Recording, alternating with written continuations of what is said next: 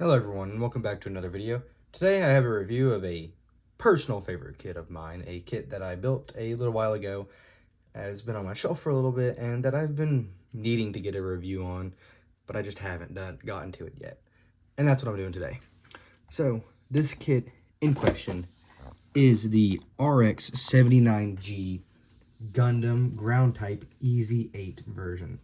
So, this, of course, is the Gundam that is damaged during the 8th MS team show and is repaired and subsequently changed to this up-armored, more,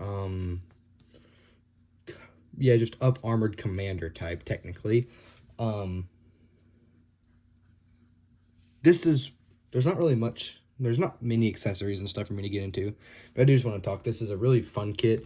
I know I've seen some people have some complaints with some of these antennas not being 100% color correct, and I think there was a couple other complaints I've seen somewhere. I don't really remember, but as just kind of a casual, not like super huge, I mean, I am a pretty big Gundam fan, but as someone that's pretty casual about it and not like really that caring, I love this kit. This is a very, very fun kit. This was one of my favorite builds, and it honestly kind of commands a little bit of shelf space because it stands out as a very, very unique Gundam.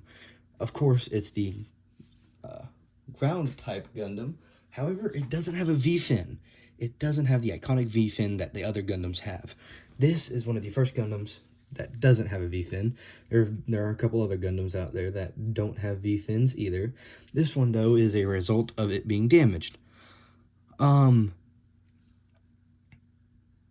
It's just a really fun kit. I have panel lined this. Not the best panel lining I've done, but enough to my liking. I like it. I enjoy this kit. Another thing a lot of people don't like is this big, ugly backpack. And yeah, it doesn't look the best. It's definitely got its quirks as a piece of equipment. It does make the kit, you do kind of have to get it into a good stance, kind of have it lean forward just enough, because if you just kind of stand it straight up, it gets back heavy, and so you kind of got to get it in a little bit of a leaning forward, kind of wider stance. I guess the stance I had it in there in the beginning wasn't that wide, but it's enough lean forward to where it's not going to just tilt backward and fall. This kit I do plan on top coating, putting a matte top coat on it to make it look, of course, a little nicer. Overall, though, I've been rambling about this. This is a great kit, and let's get into the accessories of the kit.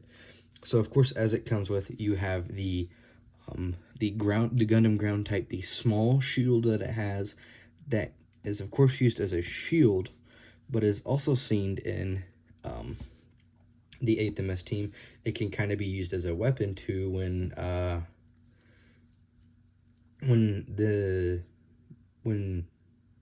they I can't remember what it is. I think it's the not compilation film, but the kind of extended version film that comes out after, that came out a little after the 8th MS team. I'm pretty sure that's what it's from, but I've seen clips from it on YouTube and stuff when the ez8 fights the Goof aerial type. I think that's what it was, the Goof aerial type. And he uses this as kind of a weapon to attack it, which is a use that this could be used for. It has a fairly pointy end and could be used to bludgeon another mobile suit. And then this is I think this is a 100mm SMG that, of course, the Gundam ground type, the GM ground type, or the RGMG ground type use. It's pretty much essentially the same that comes in the rx79, the regular rx79 kit, just it has a different colored magazine, and it's a little bit of a lighter gray. The other one, I'm pretty sure, is a little bit of a darker gray. And that's another thing with this kit. This kit is more of a creamy tannish white compared to the regular rx79G. Other things that comes with this kit is, of course, the beam rifle. And this has the same thing with it being a creamy color and not the white that is seen in the other version of this weapon. If I can get the hand back together. That's another thing about these the trigger finger specifically.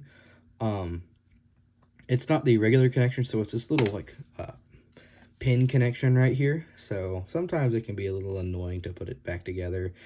But once you get it back together, it goes on. It's pretty sturdy and can hold the weapons pretty good. The wrist is a little loose, but that's kind of how it is with the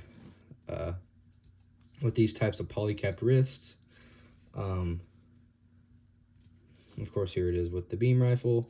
This wrist is getting really loose from me taking the weapons out and stuff.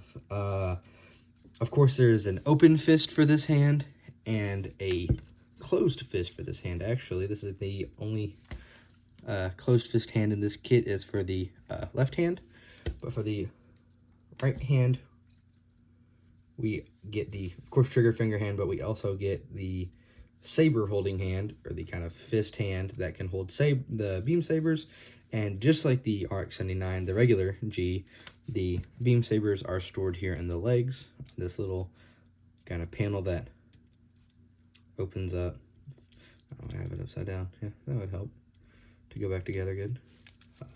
But of course you can open it up, take the beam saber handle out, put it back together, and put the saber effect parts.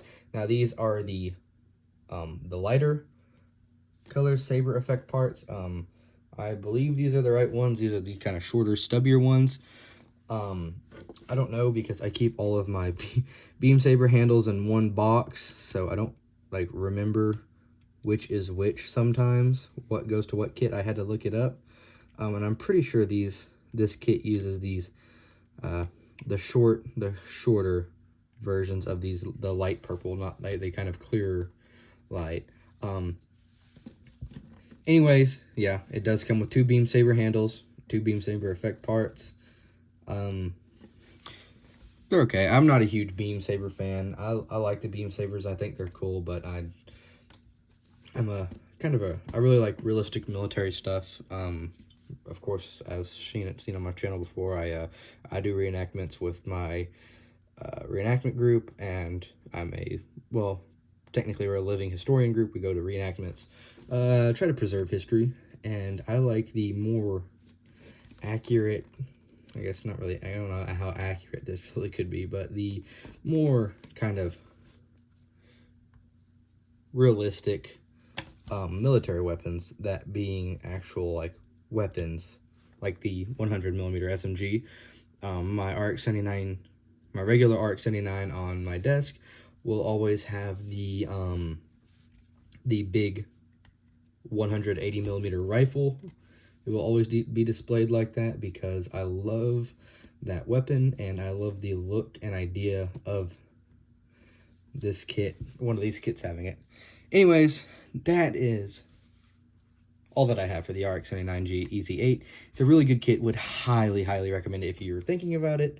Yeah, very good kit. Would love it. I'm not taking the backpack off because it's a pain and I only have one set. That's another thing I forgot to talk about. This backpack, it does come off. I guess I can take the backpack off, but leave the straps on. So the backpack, of course, does come off. And this is just normal for the, of course, you can put the regular rack in there that the regular RX79G has, and he can carry around the big 180mm rifle if he wants. But I keep the backpack on because I kind of like the look of it. I like the kind of paratrooper-esque feel of the backpack. Anyways, I hope you guys enjoyed this video, and I'll see you guys in the next one. It'll definitely probably be a review of probably my favorite Xeon kit. Anyways, I'll see you guys in the next video.